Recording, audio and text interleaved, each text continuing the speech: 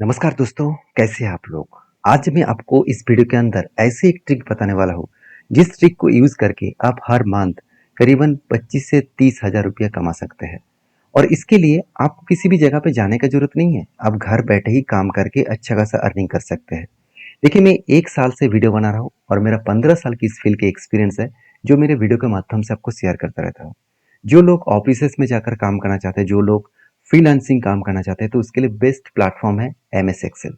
MS Excel को सीखकर आप अच्छा खासा अर्निंग कर सकते हैं। तो चलो, इस वीडियो में पूरा डिटेल्स में समझाऊँगा, क्योंकि इस वीडियो के अंदर जो ट्रिक्स मैं आपको बताने वाला हूँ, वो मैं दावे के साथ बोल सकता हूँ 98% लोगों को पता नहीं है। जो एक एक्सेल यूज़र है, उसको 98% लोगों को पता नहीं है कि वो ट्रिक्स कैसे यूज़ किया जाए। तो सबसे पहले मैं ट्रिक्स बताऊँगा। यहाँ पे डेटा तो कस्टमर ने दिया है, कोई छोटा-मोटा डेटा तो है नहीं, अराउंड 5000 से भी ज़्यादा डेटा है। और इस डेटा का कस्टमर का रिक्वायरमेंट क्या है, सबसे पहले देख लीजिए। कस्टमर का रिक्वायरमेंट है कि उसको sum of product wise data collect करना है।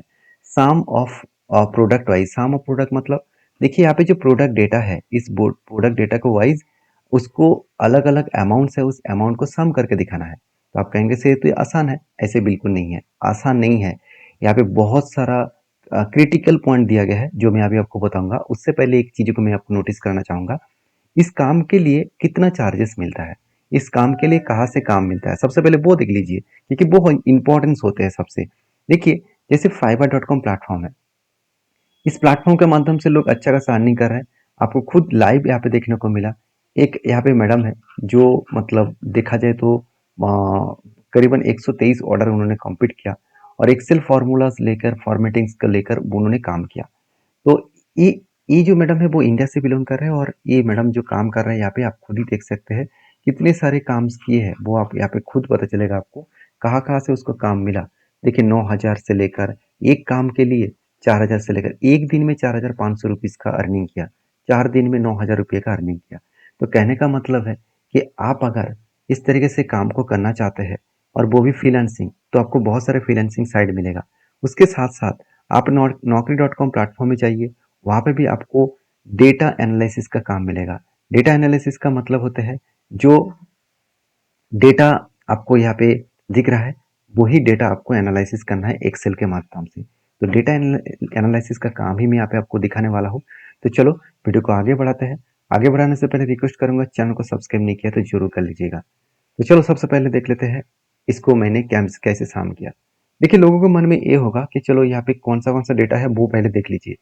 तो देखिए, डेटा अगर देखूँ तो देखिए, अगर मैं इसको ऊपर फ़िल्टरिंग लगा दूँ, इस सेल को सिलेक्ट करके मैं अगर यहाँ पे फ़िल्टरिंग ऑन कर दूँ और यहाँ पे प्रोडक्ट वाइज़ लिस्ट को मैं देखूँ, तो देखिए कितने सारे अलग-अलग कैटेगरीज़ है।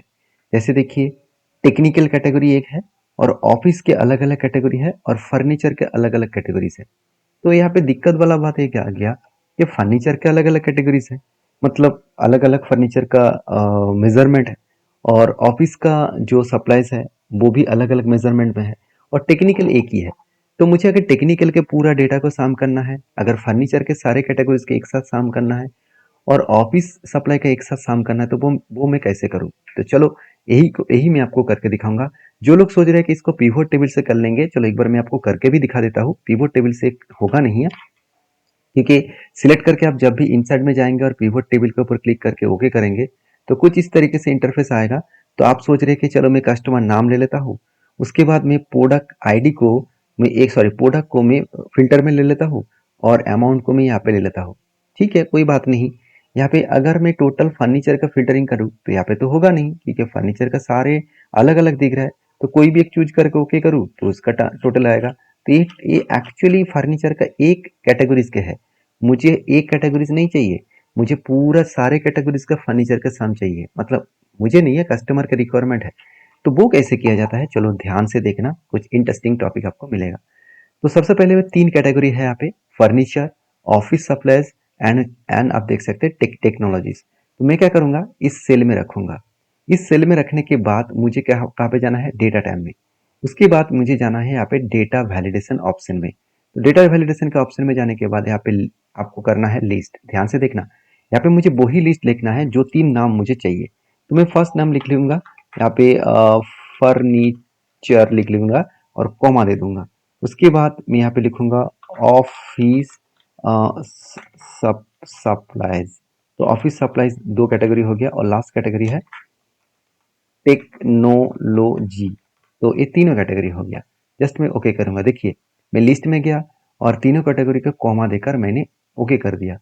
अभी क्या होगा, तीनों नाम यहाँ पे अलग आ चुके हैं। अभी आप सोच रहे हैं कि मैं यहाँ पे कोई भी नाम चूज कर लूंगा और यहाँ पे मैं मान के चलिए मैं यहाँ पे शाम करूंगा, तो इक्वल देकर मैं अगर शाम यूज करूंगा तो एक्चुअली होगा नहीं। क्यों? क्योंकि देखिए यहाँ पे फर्नीचर है, मगर यहाँ पे तो फर्नीचर फर्नीचर के साथ अलग अलग कैटेगरीज भी है। तो यहाँ पे एक ट्रिक्स यूज करना पड़ेगा जो 98% 99% लोगों को पता नहीं है। तो वो ट्रिक्स कैसे यूज करूंगा, चलो मैं आपको बताता हूँ। वो ट्रिक्स है कि जब भी मैं यहाँ पे कोई कैटेगरी चूज करूँ तो वो कैटेगरी का सम होना चाहिए, टोटल अमाउंट चाहिए।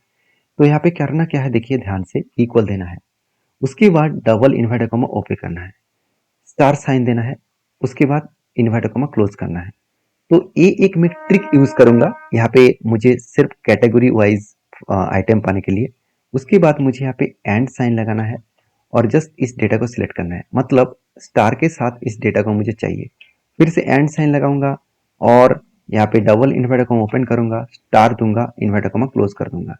ध्यान से इस चीजों को देखना, मैंने क्या किया, पहले इन्वर्टेड कॉमा स्टार्ट किया, स्टार दिया, इन्वर्टेड कॉमा फिर से क्लोज कर दिया, एंड साइन देने के बाद इस डेटा को सिलेक्ट किया क्योंकि यहाँ पे जो डेटा शो करेगा वही डेटा यहाँ पे आएगा। उसके बाद एंड साइन क्लोज कर दिया और इन्वर्टेड कॉमा के साथ स्टार को क्लोज करके एंटर कर दिया। होगा क्या, यहाँ पे जो डेटा होगा वही डेटा के यहाँ पे सामने और पीछे में स्टार दिखेगा। तो ये मुझे एक वाइल्ड कार्ड मिल गया। वाइल्ड कार्ड इसीलिए मैं यहाँ पे बना रहा हूँ क्योंकि मुझे इस डेटा के अंदर पर्टिकुलर टेक्स्ट को फाइंड आउट करना है। जो टेक्स्ट फाइंड आउट करके वो सम करेंगे। यहाँ पे जैसे देखिए मैं ऑफिस सप्लाई ले लिया, ऑफिस सप्लाई को स्टार में आ गया, टेक्नोलॉजी ले लिया, टेक्नोलॉजी स्टार आ गया। तो अभी मुझे करना क्या है, देखिए फर्नीचर। चलो अभी मुझे फर्नीचर का मुझे टोटल सम फिर करना है। तो मैं यहाँ पे क्या करूंगा, अभी देखना, इक्वल देकर मैं लिखूंगा सम इफ, क्योंकि मुझे लॉजिक लगाना है। क्योंकि यहाँ पे सबसे पहले फर्स्ट ब्रैकेट ओपन किया, रेंज। रेंज का मतलब देखिए यहाँ पे सम इफ के बाद क्या आ रहा है, रेंज। तो रेंज मतलब यहाँ पे जो डेटा है इस डेटा को मुझे सिलेक्ट करना है, जो यहाँ पे प्रोडक्ट आईडी है। तो मैं क्या करूंगा, फर्स्ट सेल को सिलेक्ट करके एकदम लास्ट सेल तक मैं सिलेक्ट कर लूंगा। तो इस डेटा को पूरा फर्स्ट से लेकर लास्ट तक सिलेक्ट कर लूंगा, कॉमा दूंगा। कॉमा देने के बाद पूछ रहा है कि क्राइटेरिया, तो क्राइटेरिया कौन सा देने वाला हूँ, इस क्राइटेरिया को देने वाला हूँ। क्यों? क्योंकि इसके अंदर तो अलग अलग टेक्स्ट है। तो वाइल्ड कार्ड जो टेक्स्ट है वही मैं चूज करूंगा, क्योंकि इसके अंदर वाइल्ड कार्ड से क्या करेगा, इसके अंदर फाइंड आउट करेगा कि फर्नीचर कहाँ कहाँ पे है। फर्नीचर के बाद में जो डेटा है ना वो उसको डिलीट कर देंगे, मतलब उसको ऑमिट कर देंगे। तो इसलिए मैं वाइल्ड कार्ड पहले बना चुका हूँ।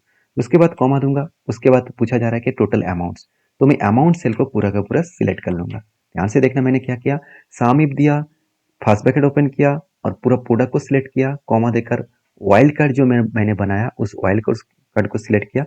उसके बाद कॉमा देकर पूरा डेटा अमाउंट को चूज किया, ब्रैकेट क्लोज कर लिया, अभी एंटर कर दूंगा। आप कहेंगे सर क्या ये सही हुआ क्या गलत हुआ, वो कैसे पता चलेगा? चलो वो भी मैं आपको दिखाऊंगा। उससे पहले एक बार चेंज तो कर लूँ। यहाँ पे मैं एक बार चेंज करके तो देख लूँ चेंज हो क्या रहा है कि नहीं हो रहा है। ठीक है, अभी तो हो रहा है। तो इसको मैं सिलेक्ट करके होम में जाऊंगा और यहाँ पे मैं क्या कर दूंगा, यहाँ पे करेंसी कर दूंगा। करेंसी करने से होगा क्या, सामने एक साइन आ जाएगा। तो मैं थोड़ा सा इसको कलराइज कर देता हूँ तो कस्टमर को देखने में अच्छा लगेगा। और कस्टमर को देखिए कोई भी काम देने से पहले एक बार मैं दोनों चीज़ों को सिलेक्ट करके मार्च कर देता हूँ और सेंटर कर देता हूँ, तो देखने में और भी आसान लगेगा। मैं थोड़ा सा इसको कलर भी चेंज कर रहा हूँ तो और भी थोड़ा सा अट्रैक्टिव लगेगा। चलो मेरा काम बन गया। अभी अब मैं टेस्ट करके आपको दिखाऊंगा कि सचमुच टेक्नोलॉजीज में इस अमाउंट है कि नहीं। तो मैं क्या करूँगा, इस मतलब फ़िल्टरिंग के ऊपर क्लिक करूँगा प्रोडक्ट के, तो यहाँ पे मैं सारे ऑप्शन को ऑफ कर दूँगा। जस्ट मुझे यहाँ पे टेक्नोलॉजीज़ को ऑन करना है और ओके करना है। अभी देखिए सारे टेक्नोलॉजीज़ डेटा ऑन हो गया। तो मैं क्या करूँगा, इस अमाउंट को पूरा का पूरा सिलेक्ट कर लूँगा। सिलेक्ट करने के बाद देखिए नीचे आपको यहाँ पे सम दिख रहा है। मैं आपको थोड़ा सा छोटा करके दिखा रहा हूँ। अभी आप अभी देख लीजिए, नीचे सम दिख रहा है, कितना दिख रहा है, करीबन करीबन 20,13,000, सॉरी 20 लाख नहीं, 2 करोड़ 1,36,200 मतलब 258 के आसपास। चलो वही डेटा क्या यहाँ पे है, चलो वो भी एक बार देख लेते हैं। देखिए 2,01,36,258। इसी तरीके से अगर फिल्टरिंग आप फर्नीचर को करेंगे, मतलब सारे ऑप्शन को ऑन कर देंगे और जस्ट ऑफिस डेटा को यहाँ पे ऑफ करना है। हाँ, अब इसको फिल्टरिंग से भी कर सकते थे, कोई बात नहीं, मैंने जस्ट आपको करके दिखाया। ओके करूँगा, देखिए वो भी यहाँ पे डेटा आ जाएगा और यहाँ पे आपको फिल्टरिंग को करना है फर्नीचर। देखिए अभी इसको मैं एक बार टोटल करके देख लेता हूँ। हाँ देखिए वो ही डेटा शो कर रहा है, 5 करोड़ मतलब 5 करोड़ 46 लाख 10,899। तो इसका मतलब मेरा काम तो बन चुका है, मेरा काम बन चुका है। देखिए यही काम के लिए कस्टमर पैसा देने वाला है। कस्टमर का जो रिक्वायरमेंट है वो रिक्वायरमेंट को आपको फुलफिल करना होगा, क्योंकि कस्टमर तो यहाँ पे काम नहीं कर पाएंगे, क्योंकि उसको पता नहीं है कि किस तरीके से शाम किया जाता है। वो एक एक करके फाइंड आउट करेंगे, उसके बाद शाम करेंगे तो बहुत टाइम चला जाएगा। तो मैं एक ट्रिक्स के माध्यम से मैंने प्रोडक्ट वाइज फिल्टरिंग करा और उसके बाद आपको शाम करके दिखाया।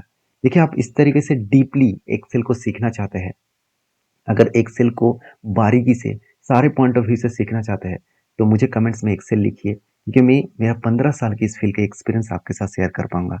और हाँ, वीडियो में अगर अच्छा लगे, मतलब कंटेंट अच्छा लगे तो प्लीज़ एक लाइक करना, दोस्तों के साथ भी शेयर करना, क्योंकि अकेला सीखने से कुछ मिलेगा नहीं। सारे एक साथ सीखेंगे तो खुद का ग्रोथ होगा और देश का भी ग्रोथ होगा। तो चलो मिलते हैं नेक्स्ट वीडियो में। और हाँ, एक चीज़ तो बोलना ही भूल गया, इस एक्सेल सीट को मैं नीचे लिंक दे दूंगा, जाकर प्रैक्टिस करिए, क्योंकि प्रैक्टिस बहुत इंपॉर्टेंट है। प्रैक्टिस जितना करेंगे आपका स्किल डेवलपमेंट होगा और उस स्किल के माध्यम से आप डेटा एनालिसिस का काम कर पाएंगे। इसी तरीके से डेटा एनालिसिस किया जाता है। देखिए मेरे सारे वीडियो के माध्यम से मैं डेटा एनालिसिस के हर पॉइंट ऑफ व्यू से मैं सारी चीज़ों को दिखाता हूँ। तो आई होप वीडियो में जानकारी अच्छा मिला होगा। तो मिलते हैं नेक्स्ट वीडियो में, तब तक के लिए धन्यवाद।